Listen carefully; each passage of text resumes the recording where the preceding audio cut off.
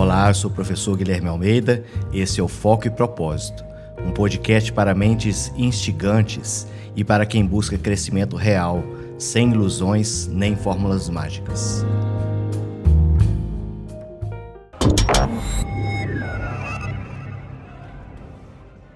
Olá, meus amigos, sejam muito bem-vindos a mais um episódio do Foco e Propósito. Eu sou o professor Guilherme Almeida e hoje nós vamos conversar sobre uma pergunta que volta e meia eu me faço e ela vem me acompanhando há anos. E talvez você também se pergunte: o que significa, afinal, ter sucesso sem perder a sua alma?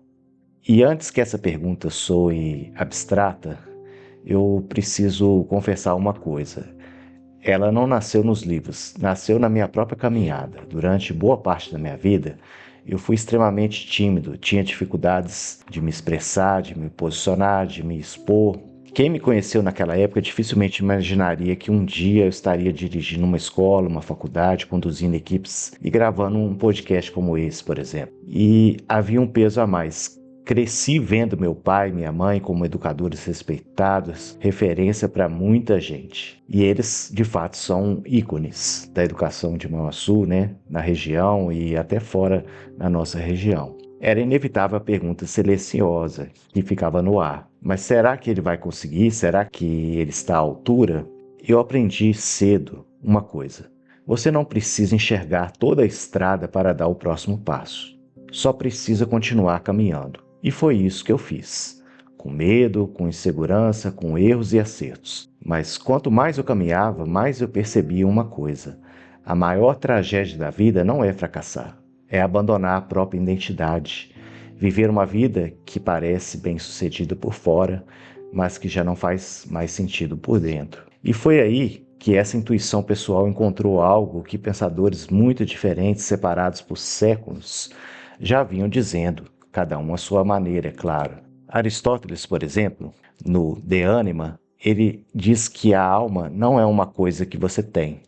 É a forma, o princípio que organiza e dá vida ao corpo. Perder a alma não é perder um objetivo, é parar de ser quem você era. Ele usa a imagem do olho. Um olho morto não é um olho sem visão. Deixou de ser um olho. Aristóteles, de novo, na Ética a Nicômaco, vai dizer que riqueza, poder e reputação são bens externos, bons para alguma coisa, mas quando viram o fim último, distorcem a vida inteira. Você não faz uma vida digna, você é essa vida.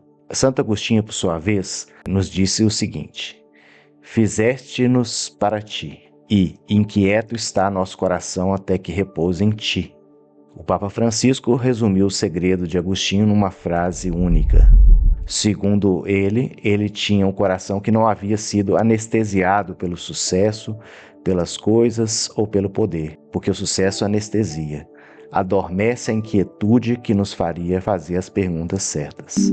A neurociência, por sua vez, vai nos mostrar que existe uma região no cérebro, o córtex pré-frontal ventromedial, ligado à integridade, à coerência entre o que julgamos certo e como agimos. E sabemos que o estresse crônico e a pressão constante literalmente sequestram essa capacidade. Não é fraqueza de caráter, é neurologia.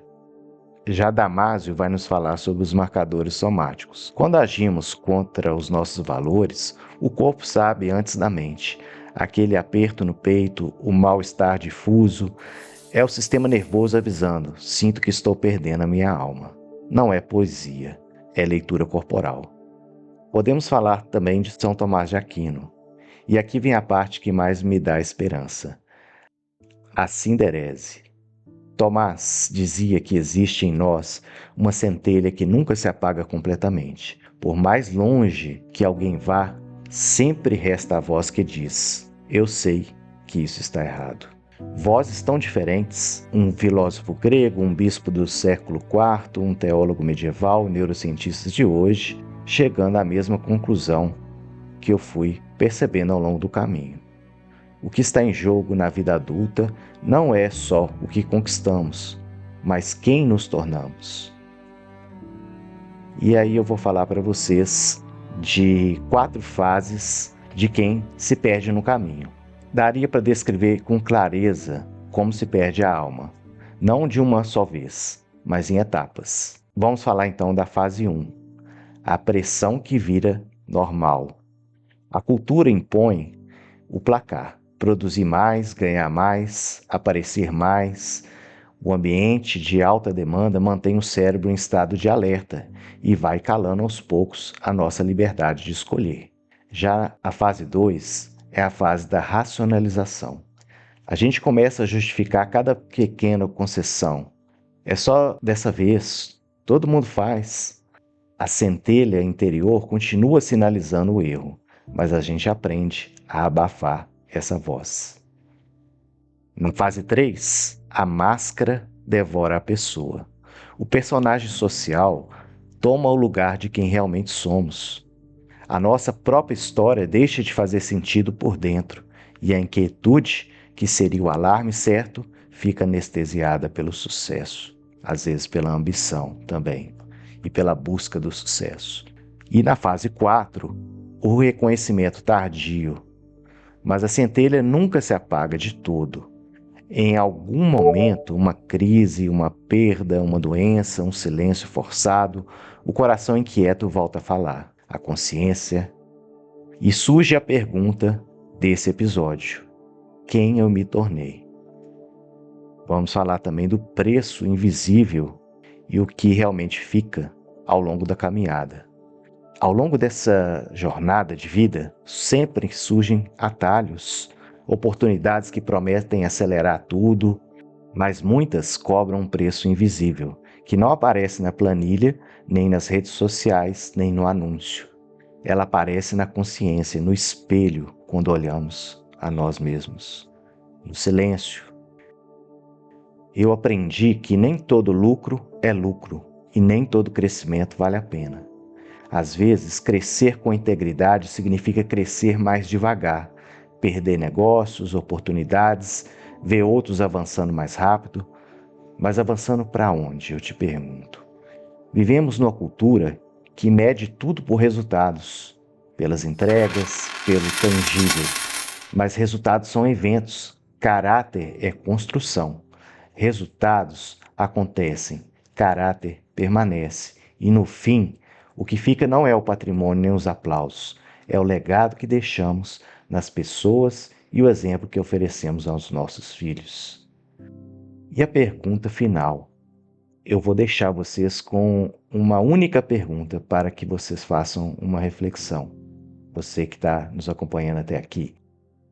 E essa pergunta não é sobre quanto você ganhou, quanto patrimônio você acumulou, quantas metas alcançou, quantos títulos conquistou, mas é a seguinte pergunta: quem você está se tornando enquanto constrói a vida que você deseja? Porque talvez o verdadeiro sucesso não seja chegar no topo.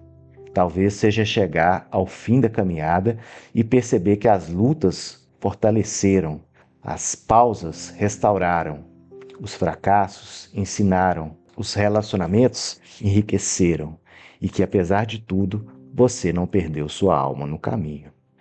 E se você sente que se afastou de si mesmo, lembre-se, aquela centelha lá dentro nunca se apagou de verdade. Ela é o convite para você voltar. Então, pense nisso. Até o próximo episódio.